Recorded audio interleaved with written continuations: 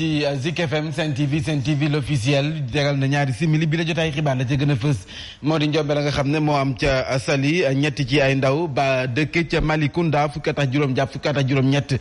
si la ñu toll ñoo lab sa géej ga foofee sa Saly mu mel ni kon nag loolee ñëw na yokku si li mukk ña nga xam ne ñoo lab ci vacances yi ñu nekk daañ si dikk si bi la jotaay xibaar ànd Cheikh Alioune Badara Sonko jana sa yu féete sa Pikine dañu koy yokk loolee moo nekkoon sàkku teefu askan wa dekk sa gox ba nekkit ay autorités mu mel ni kon loolee njiitu réew président Macky Sall nangul na leen ko ndax xaatim na ab décret bu nga xam ne ni ñeenti ci ay hectares la ñuy yokkee li nga xam ne moom mooy armeel ya waaye nag fa ñu tegoon seen tànk ñu ko fa teg ba léegi di sàkku ñu jagle leen fukki hectares ci forêt bu Mbao ndax loolee la ñu gën a yittewoo révision liste électorale yi mbind mi yéex na lool ca Grand Yoff ndax juróom-ñaar téeméer donc ci ay doomu aadama la ñu jàpp ne ñoo bindeegum loolee nag waa Benno Bokk Yaakaar sa gox ba ñu ngi koy ñaawlu ba noppi di sàkku ndaw yi rawatina askan wi ñu dem ba bindu ji jamono joojee sa meewaan waa coalition Benno Bokk Yaakaar ñoo fay rek joxoñante baaraamu tuuma ndax naka ñu nga joxoñ baaraam maire ba ci boppam te ñoom ñoo bokk coalition ni kon moom moo téye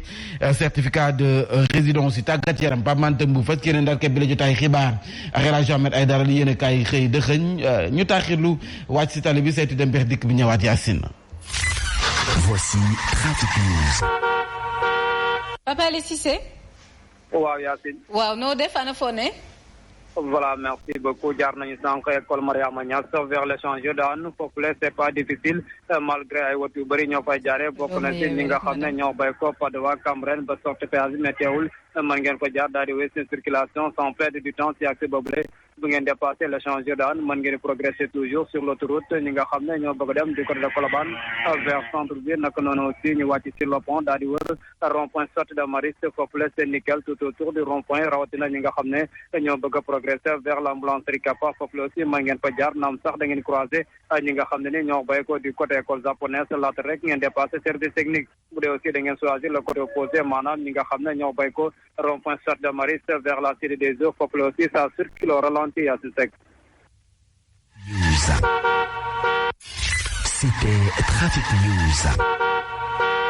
aywa merci beaucoup Papa Ali Cissé ñu joxante dig daje si kanam xanaa ma bàyyi la rek nga yeewi ma moom bay. waaw teraanga boo gis teraanga moo koy fay sànq rek maa defaloon teraanga. waaw man naa dem naani sama café waaw kay. waaw léegi bàyyi ma yeewi la nga dem naani café. waaw mi ngi noonu. ayca bu ngoog jotaay xibaar bi ñu koy defee saa su ne dañu si ànd ak le député du peuple. El Hadji Mouhamadou Mansour Diop maa ngi laa nuyu.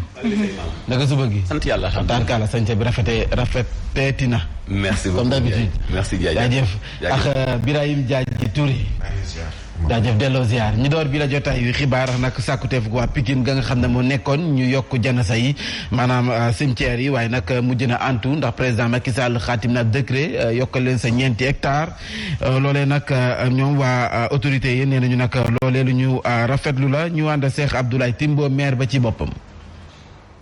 Monsieur le président de la République Macky Sall situation bi nga xam ne dafa am actuellement ci Pikine te ñun ñëpp ñu dundandoo ko woon fii xam nañ ne aussi yàlla dafa dogal population yi dañuy yokk dëkkuwaay yi aussi di gën di bëri nit ñi di gën di bëri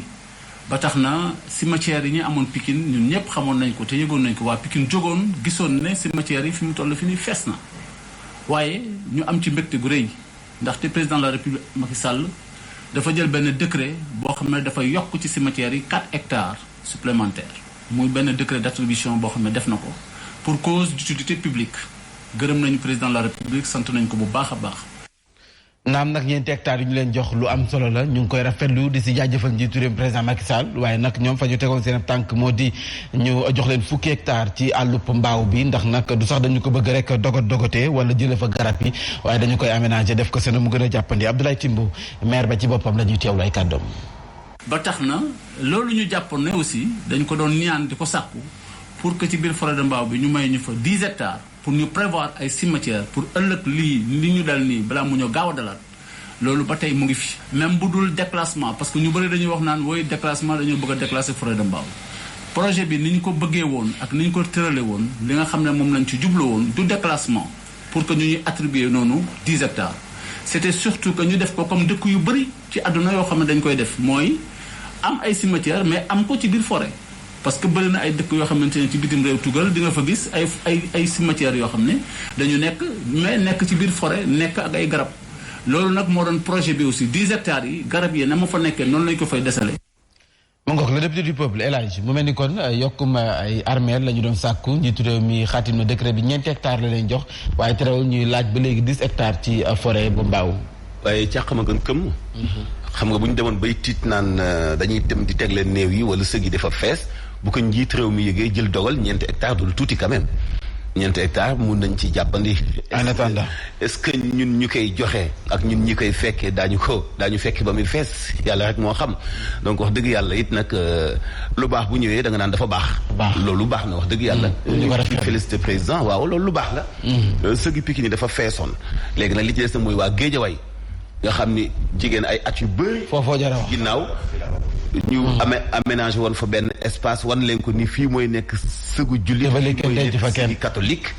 donc nañ def loola itam président nu continuer ci loola waa Guédiawaye am ay sëg ñoom itam comme waa Pikine mais ñu rafetlu 9 hectares yi yokk ci sëgu Pikine yi. voilà jox nañ leen 4 hectares yu nga xam ne mën nañ ko yokkee armée li Birahim waaye nag sànq maa ngi jot ay message ku si mel ni góor gi Yacine Boy dëkk ca Mbao ak ñeneen ñu nga xam ne ñu ngi fa dëkk nee nañu àll bi ñuy laaj ñoom 10 hectares rawatina àll bu Mbao bëgguñu ko lu dul di ko dogatee def ko ay kër te loolu si boppam ñoom duñ ko nangu forêt la àll la askan wi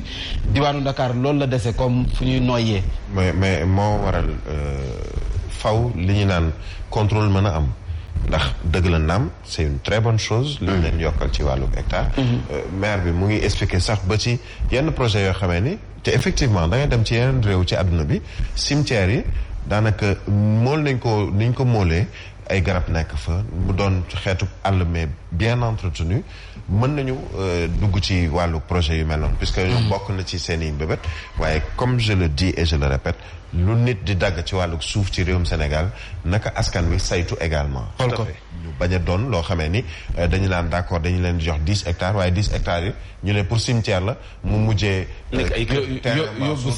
mbay terrain Birahim loolu il faut que nit ñi xeeb seen bët di ubbi seen bët plutôt di xool seen i autorité ñu ngi fa ci wàllu autorité municipale politique ak société civile ñoom parce que bokk na ci seen i xeex ba nga xamee ni duñu jël suuf si di ko caxat-caxatee surtout que poumon vert bu diwaanu Dakar ma ne sañu jàpp forêt classée bu Mbao la jamono ji moom lañ fi dese comme àll kon nag nañu ko préserver lu am solo la ñu àddu jëmale ci njombe la nga xam ne moo xew sa Saly ñett ci ay ndaw la ñu fukki at ak juróom jàpp fukki at ak juróom ñett si la ñu toll ñoom ñoo lapp ni ki démb ci ngoon sa foofee sa Saly ñu doxe fa ñàkk seen ak bakken loolee ñëw yokk ci limuk ña nga xam ne jot nañu lapp si diiruk vacances yi ñu nekk ñu ànd si Xalil Badara Sonko.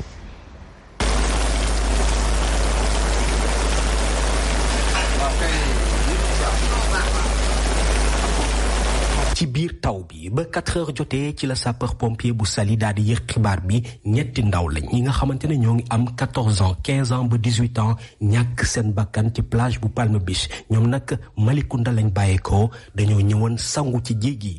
tey de noyade moo fi am. 4 victimes. dont 300 bi. waaw. et une avec des.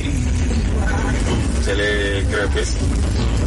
qui ont effectué l'opération. Et c'est des jeunes âgés d'environ 14, 15 à 18 ans. mu doon situation bi nga xamante ne jamono ji jaaxal nañu bëri rawatina fii ci diwaanu Saly ndax week-end bi dañuy nemmeeku xale yi bëri dañuy jóge ci gox yi mel ni Dakar Thiès di ñëw di sangu ci plage yi loolu nag mu doon situation bi nga xamante ne jaaxal nañu bëri ba sax ñi samp laaj ndax jotul autorité yi nga xamante ne ñoo nekk ci diwaanu Saly Portudal jël ay matuwaay ci li nga xamante ne mooy sangu yu bëri ñi nemmeeku ci vacances yi.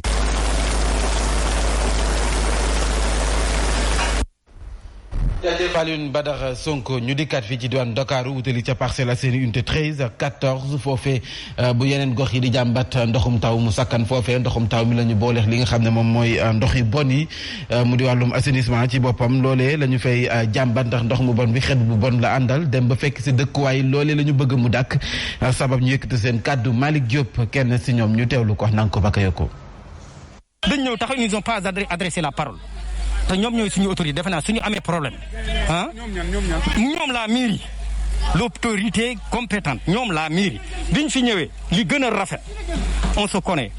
bu ñëwee ñu mën a wax ak ñun mais fi lañ ñu fekk ils ne sont pas salués taxaw wax nañ wax seen wax daal di dem seen yoon te xam nga loolu day